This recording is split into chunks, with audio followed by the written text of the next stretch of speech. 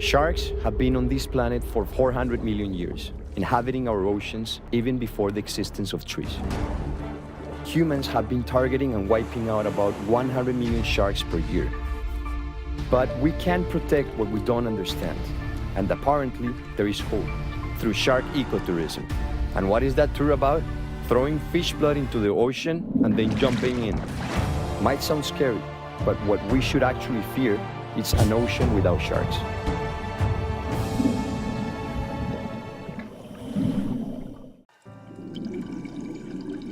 Now, under threat in the increasingly humanized seas, sharks still find refuge and freedom here in the Bahamas, which has been declared a shark sanctuary, with no shark fishing allowed since 2011.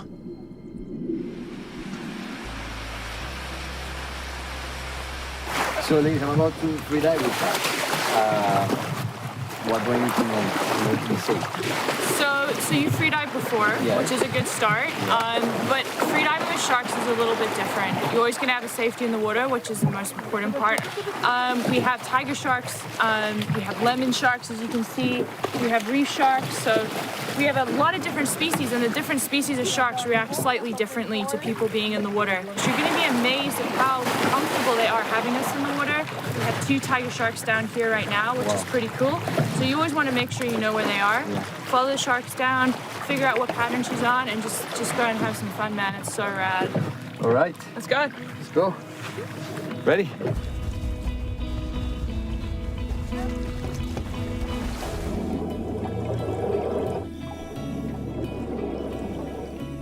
Among the diverse shark species found here in the Bahamas is the oceanic white tip, which is a threatened pelagic shark species, usually found only in deep waters and hard to encounter.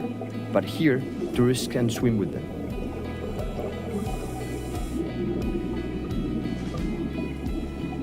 So how do you think this shark fishing ban that the Bahamas have established in 2011 have impacted the country? Sharks are estimated to bring in over $100 million a year in tourism dollars for the country. So you can think about the economy really benefiting from people who come to the country specifically because they want to go and swim with sharks. And it may not just be the diver who's taking somebody out to go and see sharks, but it's the taxi driver and the hotels and the restaurants and all of these other parts of our tourism industry that are benefiting because we have done such a good job in the Bahamas protecting our sharks.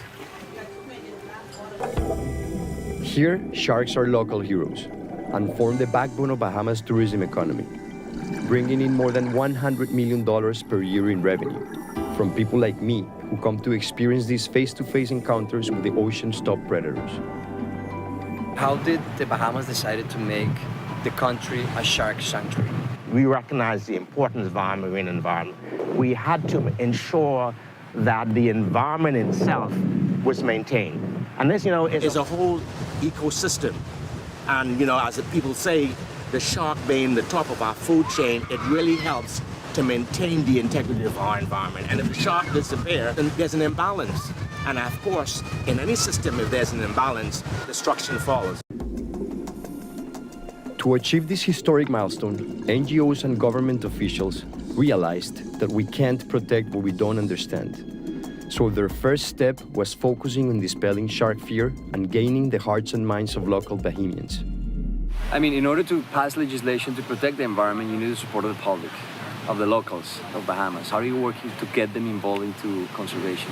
A lot of our work is focused on training students, working with teachers so that they can teach these messages in their schools, working with fishermen to talk about what our fisheries regulations are and why we have them, and working with our elected officials to really have a strong understanding of how some of these animals, sharks especially, are more valuable when they are alive and swimming around in the ocean than they are if you catch them and you sell them one time.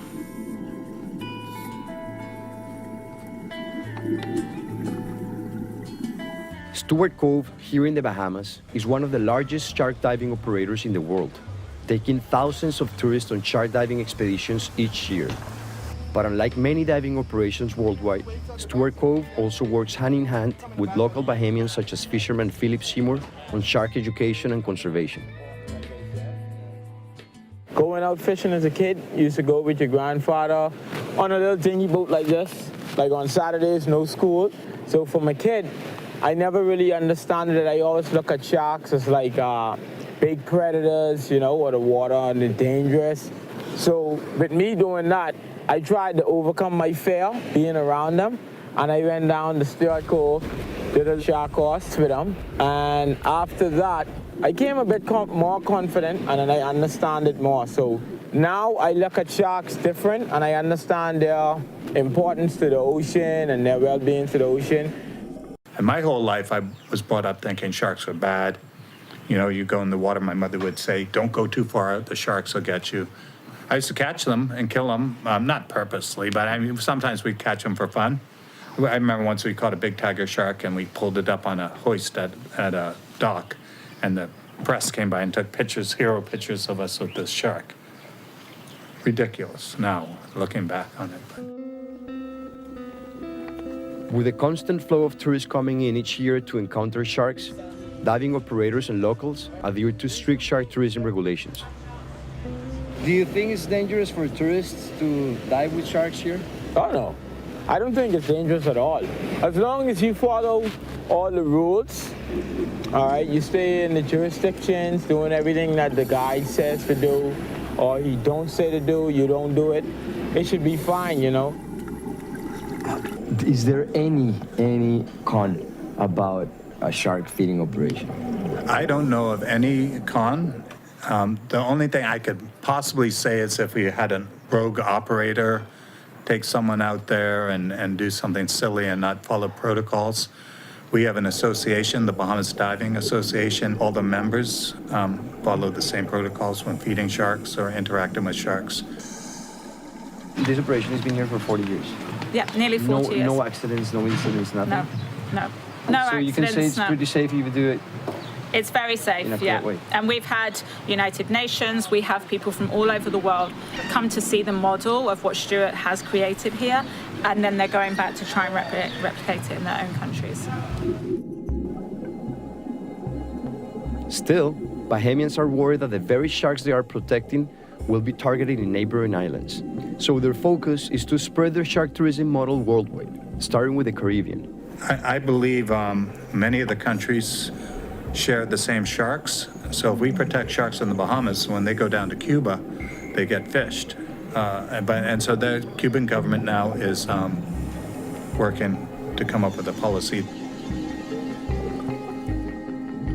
Now we just have to work on the United States. Most of the Caribbean has fallen into place is protecting sharks. Are you committed in the long term to keep the Bahamas, as a shark sanctuary? It's in our best interest. I mean, why would we go back to a place where it's not in the best interest of our marine ecosystem?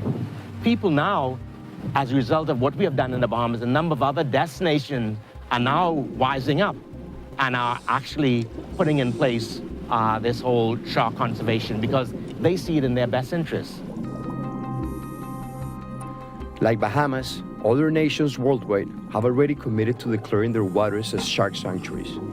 But sharks see no boundaries and will continue to be targeted unless the entire world embarks on this journey together.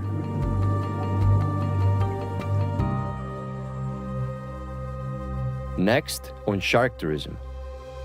Here in Playa del Carmen, in the Mexican Riviera, scuba diving with bull sharks is an increasingly popular activity. Even though shark feeding is still a controversial topic here, bull shark diving is bringing in more than $9 million per year in tourism income.